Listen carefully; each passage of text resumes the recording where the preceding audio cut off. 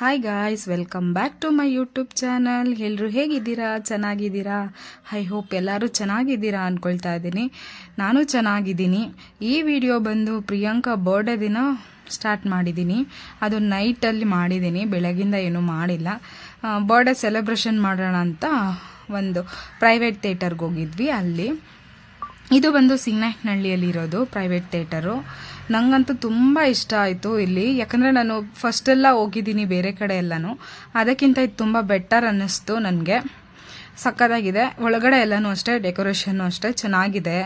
ಬೇರೆ ಕಡೆ private theatre ಅಂತಂದರೆ ಒಳಗಡೆ ಹೋಗಿದ ತಕ್ಷಣ ಒಂಥರ ಸ್ಮೆಲ್ ಬರುತ್ತೆ, ಏನೋ ಒಂಥರ ಅಲ್ಲಿ ಒಂದು 5 ನಿಮಿಷ ಕುತ್ಕೊಳ್ಳೋಕ್ಕಾಗಲ್ಲ. ಆದರೆ ಇಲ್ಲಿಗೆ ಹೋಗಿದ್ವಲ್ಲ, ಇಲ್ಲಿ ಮಾತ್ರ ಸಖತ್ ಎಂಜಾಯ್ ಮಾಡಿದ್ವಿ. ಮತ್ತು ಸ್ಮೆಲ್ ಆ ಥರ ಎಲ್ಲ ಏನಿರಲಿಲ್ಲ. ನಮಗಂತೂ ಅಲ್ಲಿಂದ ಬರೋಕ್ಕೆ ಮನಸ್ಸಿರಲಿಲ್ಲ. ಲಾಸ್ಟು 10 ಗಂಟೆ ನಾವು ಅಲ್ಲಿ ಎಂಜಾಯ್ ಮಾಡಿದ್ದೀವಿ. ಹೋಗಿದ್ದೆ ಸ್ವಲ್ಪ ಲೇಟ್ ಆಯಿತು. ನಾವು ಪ್ಲಾನ್ ಮಾಡಿರಲಿಲ್ಲ ಹೋಗಬೇಕು ಅಂತೇಳ್ಬಿಟ್ಟು, ಸಡನ್ನಾಗಿ ಪ್ಲಾನ್ ಮಾಡಿದ್ದು ಇದನ್ನೆಲ್ಲನೂ. ಹೋದ್ವಿ, ಚೆನ್ನಾಗಿತ್ತು. ನಂಗಂತೂ ತುಂಬ ಇಷ್ಟ ಆಯಿತು. ನಾನು ಅಷ್ಟೇ ಅಲ್ಲಿ ಫೋಟೋಸ್ ತೆಕ್ಕೊಳ್ತಾ ಇದ್ರೆ ಏನು ಸಖತ್ತಾಗಿ ಬರ್ತಿದ್ದು ಗೊತ್ತಾ, ಕ್ಲಾರಿಟಿ ಎಲ್ಲ ಫೋಟೋಸ್ದು ತುಂಬ ಚೆನ್ನಾಗಿ ಕಾಣಿಸ್ತಾ ಇದ್ದೆ. ನಾನಂತ ಅದೆಷ್ಟು ವಿಡಿಯೋ ಮಾಡ್ಕೊಂಡಿದ್ದೀನೋ. ಓಕೆ ಗೈಸ್, ನೆಕ್ಸ್ಟು ಪ್ರಿಯಾಂಕನ ವೆಲ್ಕಮ್ ಮಾಡ್ಕೋತಾ ಇದ್ದೀವಿ. ಅಂದರೆ ಫಸ್ಟು ನಾವೆಲ್ಲ ಹೋಗಿ ಅಲ್ಲಿ ರೆಡಿ ಮಾಡಿದ್ವಿ, ಆಮೇಲೆ ಪ್ರಿಯಾಂಕಗೆ ಸರ್ಪ್ರೈಸ್ ಕೊಡಬೇಕು ಅಂತ ಸಪ್ರೇಟಾಗಿ ಕರ್ಕೊಂಡು ಬಂದ್ವಿ. ಏನಂತಂದರೆ ನಾವು ಫಸ್ಟೇ ಇದು ಪ್ಲಾನ್ ಮಾಡಿರಲಿಲ್ಲ, ಮನೇಲೇ ಸಿಂಪಲಾಗೆ ಮಾಡ್ಕೊಳ್ಳೋಣ ಅಂತ, ಮನೆ ಮಟ್ಟಿಗೆ ಮಾಡ್ಕೊಳ್ಳೋಣ ಅಂತಲೇ ಅಂದ್ಕೊಂಡಿದ್ದು. ಏನಂದರೆ ನನ್ನ ಮಗಳ ಬರ್ಡೇನೂ ಅಷ್ಟೇ ಅಲ್ವಾ, ಸಿಂಪಲಾಗೆ ಮಾಡಿದ್ದೆ ಮನೇಲೇ. ಇವಳಿಗೂ ಹಂಗೆ ಮಾಡೋಣ ಅಂತ ಅಂದ್ಕೊಂಡೆ. ಆದರೆ ಮನೇಲಿ ಏನೋ ಒಂದು ವಿಷಯ ನಡೀತು, ಅದರಿಂದ ಬೇಜಾರಾಯಿತು. ಸರಿ ಮನೇಲಿ ಬೇಡ ಅಂತೇಳ್ಬಿಟ್ಟು ಸರಿ ಹೊರಗಡೆನೇ ಹೋಗಿ ಸೆಲೆಬ್ರೇಟ್ ಮಾಡ್ಕೊಬರೋಣ ಅಂತ ಹೋದ್ವಿ. ಏನು ಗೊತ್ತಾಗಾಯ್ಸಿದ್ದು, ನಾವು ಮನೇಲೇ ಈ ಥರ ಎಲ್ಲ ಮಾಡಿ ಡೆಕೋರೇಟ್ ಮಾಡಿ ಸೆಲೆಬ್ರೇಟ್ ಮಾಡಬೇಕು ಅಂತಂದರೆ ಮಿನಿಮಮ್ ನಮಗೆ ಒಂದು 10,000 ಖರ್ಚಾಗತ್ತೆ. ಅದೆಲ್ಲ ರಿಸ್ಕ್ ಯಾಕೆ, ಸುಮ್ಮನೆ ಅಷ್ಟೊಂದೆಲ್ಲ ಬಜೆಟ್ ವೇಸ್ಟ್ ಮಾಡೋ ಬದಲು ಈ ಥರ ಪ್ರೈವೇಟ್ ಥಿಯೇಟರ್ಗೆ ಬಂದು 1 ಅವರ್ 3 ಅವರ್ಸ್ ಆ ಥರ ನಾವು ಇಲ್ಲಿ ಸ್ಪೆಂಡ್ ಮಾಡ್ಕೊಂಡು ಹೋದ್ರೆ ಮಕ್ಕಳಿಗೂ ಖುಷಿ ಆಗುತ್ತೆ, ಅವ್ರಿಗೂ ಸೆಲೆಬ್ರೇಟ್ ಮಾಡಿದ್ದೀವಿ ಅನ್ನೋ ಖುಷಿ ಇರುತ್ತೆ, ನಮಗೂ ಗ್ರ್ಯಾಂಡಾಗಿ ಬರ್ಡೇ ಮಾಡಿದ್ದೀವಿ ಅನ್ನೋ ಫೀಲ್ ಇರುತ್ತೆ. ಆದ್ದರಿಂದ ನನಗೆ ಈ ಥರ ಪ್ರೈವೇಟ್ ಥಿಯೇಟ್ರಲ್ಲೇ ಆಲ್ಮೋಸ್ಟು ಮಾಡೋಕ್ಕೆ ಇಷ್ಟ ಆಗುತ್ತೆ. ಆದರೆ ಜನನೆಲ್ಲ ಕರ್ಕೊಬರೋಕ್ಕಾಗಲ್ಲ, ಏನು ಪರವಾಗಿಲ್ಲ, ಸಿಂಪಲಾಗಿ ಮನೆ ಮಟ್ಟಿಗೆ ಮಾಡ್ಕೊಳ್ಳೋದು ಅಂತಂದರೆ ಆರಾಮಾಗಿ ನಾವು ಇಲ್ಲೇ ಇದೇ ಥರನೇ ಮಾಡ್ಕೋಬೋದು. ತುಂಬ ಚೆನ್ನಾಗಿದೆ ಗೈಸ್, ಇದಂತೂ ನಂಗೆ ಸಖತ್ ಇಷ್ಟ ಆಯಿತು. ಇಲ್ಲಿ ಡೆಕೋರೇಷನ್ ಮಾಡಿದ್ದು ಅಷ್ಟೇ. ನಾವು ನಮ್ದು ಆ್ಯನಿವರ್ಸರಿಗೆಲ್ಲ ಹೋಗಿದ್ವಲ್ಲ, ಅದೆಲ್ಲ ಒಂದು ಸ್ವಲ್ಪ ಕಾಸ್ಟ್ಲಿನೇ ಇತ್ತು. ಇದಕ್ಕೆ ಕಂಪೇರ್ ಮಾಡಿದ್ರೆ ಅದು ಕಾಸ್ಟ್ಲಿ ಇತ್ತು. ಇದು ನಮಗೆ ಬಜೆಟ್ ಫ್ರೆಂಡ್ಲಿಯಾಗಿ ಸಿಕ್ತು. ನನಗೂ ಇಲ್ಲಿ ಇದೆ ಅಂತಲೇ ಗೊತ್ತಿರಲಿಲ್ಲ ಇಷ್ಟು ದಿನದಿಂದ. ನನಗೆ ಯಾರೋ ಹಿಂಗೆ ಫ್ರೆಂಡ್ ಒಬ್ಬರು ಸಜೆಸ್ಟ್ ಮಾಡಿದ್ರು, ಅಲ್ಲೇ ಇದೆ ಸಿಂಗನಾಯಕನಹಳ್ಳಿಯಲ್ಲೇ ಹತ್ರನೇ ಇದೆ ಅಂತ ಅಂದರು. ಅದಕ್ಕೆ ಸರಿ ಅಂತ ನಾವು ಅವತ್ತು ಬರ್ಡೇ ದಿನ ಒಂದು 8 ಗಂಟೆಲೇ ಅವ್ರಿಗೆ ನಾವು ಕಾಲ್ ಮಾಡಿ ಕೇಳಿದ್ವಿ. ಪಾಪ ಅವ್ರು ಕ್ಲೋಸ್ ಮಾಡಿಬಿಟ್ಟಿದ್ರು. ಆದ್ರೂ ನಾವು ಕೇಳಿದ್ದಕ್ಕೆ ಅವರು ಬೇರೆ ಕಡೆಯಿಂದ ಬಂದರು. ಅಷ್ಟೊತ್ತಲ್ಲಿ ಬಂದು ನಮಗೆಲ್ಲ ಇದು ರೆಡಿ ಮಾಡಿ ಕೊಟ್ಟರು. ನಾವು ಅಲ್ಲಿ 9 ಗಂಟೆಗೆ ಹೋದ್ವಿ. 9 ಗಂಟೆಯಿಂದ 1 ಅವರ್ ಇದ್ವಿ ಅಷ್ಟೇ. ನಮಗೆ ಟೈಮ್ ಆಗ್ತಿತ್ತಲ್ವ, ಅದಕ್ಕೆ ನಾವು 1 ಅವರ್ ಅಂತಲೇ ಹೇಳಿದ್ವಿ. ಅವರು 3 ಅವರ್ಸ್ ಅಂತ ಹೇಳಿದ್ರು ಪ್ರೈವೇಟ್ ಥಿಯೇಟ್ರು. ನಾವಿಲ್ಲ 1 ಅವರ್ ಸಾಕು, ನಮಗೆ ಲೇಟ್ ಆಗಿಬಿಡತ್ತೆ ಅಂತ 1 ಅವರ್ ಮಟ್ಟಿಗೆ ಮಾತ್ರ ನಾವು ತಗೊಂಡು ಎಂಜಾಯ್ ಮಾಡ್ಕೊಂಡು ಬಂದ್ವಿ.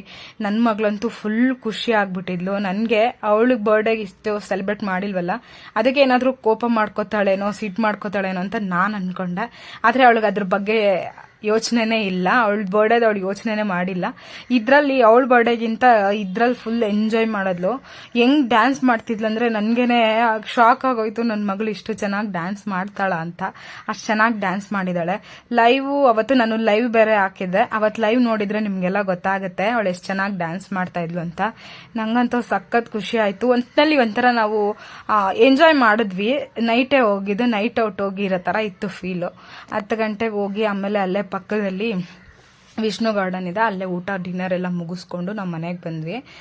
ಗೈಸ್ ನೋಡಿ, ಪ್ರೈವೇಟ್ ಥಿಯೇಟರ್ ಇದು ಬಜೆಟ್ ಫ್ರೆಂಡ್ಲಿಯಾಗಿ ನಿಮಗೆ ಸಿಗುತ್ತೆ. ನಾನೇನಿದು ಏನು ಕೊಲ್ಯಾಬ್ ಮಾಡ್ತಿಲ್ಲ, ಜಸ್ಟ್ ಹೇಳ್ತಾ ಇದ್ದೀನಿ. ನಂಗೆ ಇಷ್ಟ ಆಗಿದ್ದನ್ನು ನಾನು ಹೇಳ್ತಾ ಇದ್ದೀನಿ ಅಷ್ಟೇ. ನಾನು ಅಲ್ಲಿ ಸ್ವಲ್ಪ ವೀಡಿಯೋಸ್ ಎಲ್ಲ ಮಾಡ್ಕೊಂಡಿದ್ದೀನಿ, ಅದನ್ನೆಲ್ಲ ನಿಮಗೆ ತೋರಿಸ್ತೀನಿ ನೋಡಿ. ನಂಗಂತೂ ಅದೆಷ್ಟು ವೀಡಿಯೋಸು ಫೋಟೋಸು ತೆಗೆದುಕೊಂಡಿದ್ದೀನೋ ಅಂತ ನನಗೆ ಗೊತ್ತಿಲ್ಲ. ಇವರಿಬ್ಬರು ಅಂತೂ ಸಖತ್ ಎಂಜಾಯ್ ಮಾಡಿದ್ರು. ನಮ್ಗಲ್ಲಿ ಏನು ಮಾಡ್ಬೇಕಂತಲೇ ಗೊತ್ತಾಗ್ತಾ ಇರಲಿಲ್ಲ, ಫುಲ್ ಎಂಜಾಯ್ ಮಾಡಿದ್ವಿ ಅಷ್ಟೇ.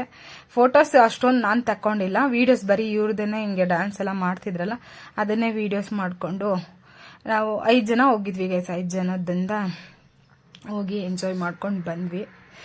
ಚೆನ್ನಾಗಿತ್ತು. ಈ ಥರ ಔಟ್ಸೈಡ್ ಎಲ್ಲ ತಿರುಗಾಡೋದಕ್ಕೆ ಜಾಸ್ತಿ ದುಡ್ಡು ವೇಸ್ಟ್ ಮಾಡ್ತೀರಾ ಅಂತಾರೆ.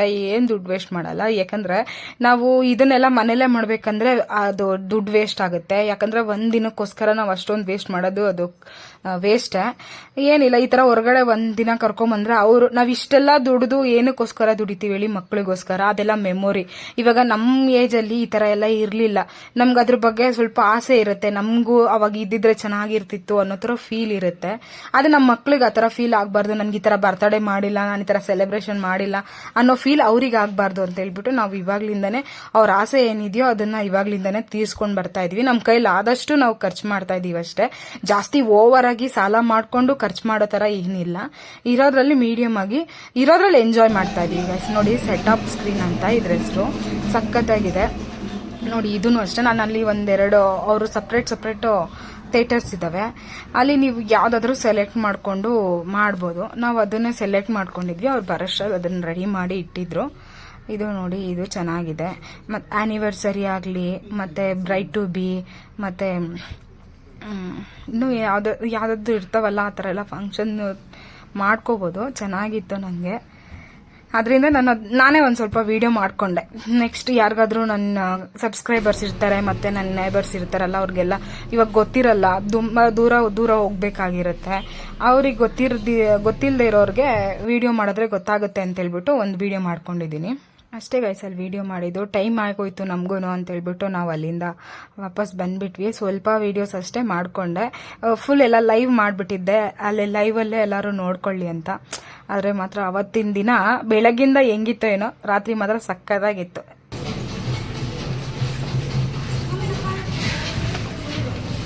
ಹೋಗೋಕ್ಕೆ ಮನಸ್ಸಿಲ್ಲ ಗೈಸ್, ಅಷ್ಟು ಚೆನ್ನಾಗಿದೆ ಇಲ್ಲಿ. ತುಂಬ ಎಂಜಾಯ್ ಮಾಡಿದ್ವಿ ನಾವು. ಪ್ರೈವೇಟ್ ಥಿಯೇಟರಲ್ಲಿ ಜಾಸ್ತಿ ಹೋಗಿದ್ದೀನಿ, ಆದರೆ ಅಷ್ಟೊಂದು ಇಷ್ಟ ಆಗಿಲ್ಲ. ಇದು ಸಖತ್ ಇಷ್ಟ ಆಯಿತು. ಏನು ನಡ್ಕೊಂಡು ಹೋಗ್ಬಿಡೋಣ ಬಾ. ಮತ್ತು ಲೇಟ್ ಆಗಿಬಿಟ್ರೆ ಊಟ ಸಿಗಲ್ಲ ಅಂತೇಳ್ಬಿಟ್ಟು ಅಲ್ಲೇ ಪಕ್ಕದಲ್ಲೇ ಶ್ರೀ ವಿಷ್ಣು ಪಾರ್ಕ್ ಅಂತ ಇದೆ, ಅಲ್ಲಿಗೆ ಹೋದ್ವಿ. ಅಲ್ಲಿ ಹೋಗ್ಬಿಟ್ಟು ಎಲ್ಲರೂ ಊಟ ಮಾಡ್ಕೊಂಡು ಬಂದ್ವಿ. ಯಾರ್ಯಾರು ಹೋಗಿದ್ವಿ ಅಂತಂದರೆ ನಾನು, ಪ್ರಿಯಾಂಕಾ, ನಮ್ಮ ಯಜಮಾನ್ರು, ನನ್ನ ಮಗಳು ಮತ್ತು ಪ್ರಿಯಾಂಕಾ ಅವ್ರ ಮಮ್ಮಿ, 5 ಜನ ಹೋಗಿದ್ವಿ ಅಷ್ಟೇ ಗೈಸ್. ನೋಡಿ ಎಷ್ಟು ಕತ್ಲಾಗಿದೆ. ಇವಾಗ ಏನಿಲ್ಲ ಅಂದರೂ 11 ಗಂಟೆ ಆಗಿದೆ. 11 ಗಂಟೆಯಲ್ಲಿ ಇನ್ನೂ ರೋಡಲ್ಲೇ ಅಲಿತಾ ಇದ್ದೀವಿ. ಇನ್ನೇನು ಟೈಮ್ ಆಯಿತು, 11 ಗಂಟೆಗೆ ಇನ್ನೊಂದು 10 ನಿಮಿಷ ಆಯ್ತು ಅಷ್ಟೇ. Okay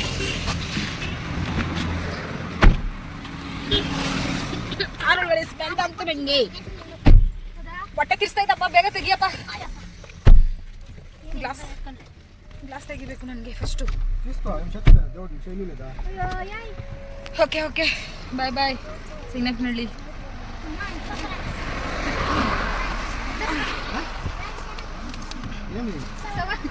sound guys. ಇದು ಸಿಗ್ನಕ್ನಳ್ಳಿಯಲ್ಲಿ KFC ಇದೆ ಅಲ್ವಾ, ಅದ್ರ ಮೇಲೆ 2nd ಫ್ಲೋರಲ್ಲಿ ಇರೋದು ಇದು. ಅಲ್ಲಿ ನಮಗೆ ನೋಡಿದ್ರೆ ಅಲ್ಲಿ ಏನೂ ಗೊತ್ತಾಗಲ್ಲ, ಅದ್ರ ಬಗ್ಗೆ ಅವರು ಏನೂ ಡೀಟೇಲ್ಸೇ ಹಾಕಿಲ್ಲ ಅಲ್ಲಿ ಹೊರಗಡೆ. ನನಗೆ ಇದು ಬೇರೆಯವ್ರ ಕಡೆಯಿಂದ ಗೊತ್ತಾಗಿದ್ದು. ಅವರು ನನಗೆ ಅದರದ್ದು ಕಾಂಟ್ಯಾಕ್ಟ್ ನಂಬರು ಮತ್ತು ಲಿಂಕ್ ಎಲ್ಲ ಕಳಿಸಿದ್ರು. ಅದರಿಂದ ನಾನು ಅಲ್ಲಿ ಹೋಗಿದ್ದೆ ನಾವು. ನೆಕ್ಸ್ಟ್ ನಿಮಗೆ ಯಾರಿಗಾದ್ರೂ ಅಲ್ಲಿ ಹೋಗೋ ಇಂಟ್ರೆಸ್ಟ್ ಇದ್ದರೆ ಒಂದು ಕಾಮೆಂಟ್ ಮಾಡಿ, ನಾನು ಬೇಕಾದ್ರೆ ಅಡ್ರೆಸ್ ಹೇಳ್ತೀನಿ, ಇಲ್ಲಾಂದರೆ ಡಿಸ್ಕ್ರಿಪ್ಷನಲ್ಲಿ ನಾನು ಅದನ್ನು ಲಿಂಕ್ ಹಾಕಿರ್ತೀನಿ. ನೀವು ಹೋಗಿ ನೋಡಿ ಎಂಜಾಯ್ ಮಾಡಿ.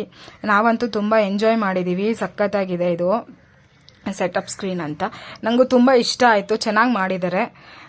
ನಾನಿದೇನು ಕೊಲಾಬ್ ಮಾಡ್ತಿಲ್ಲ, ಜಸ್ಟು ನನಗೆ ಇಷ್ಟ ಆಗಿರೋದಕ್ಕೆ ಹೇಳ್ತಾ ಇದ್ದೀನಿ, ಪ್ರಮೋಟ್ ಮಾಡ್ತಿಲ್ಲ, ಏನೂ ಮಾಡ್ತಿಲ್ಲ. ಓಕೆ ಗೈಸ್, ಇವತ್ತಿನ ವಿಡಿಯೋ ಇಷ್ಟೇ. ನಿಮಗೆಲ್ಲ ಇಷ್ಟ ಆಗಿದ್ರೆ ಲೈಕ್, ಶೇರ್, ಕಾಮೆಂಟ್ ಮಾಡಿ.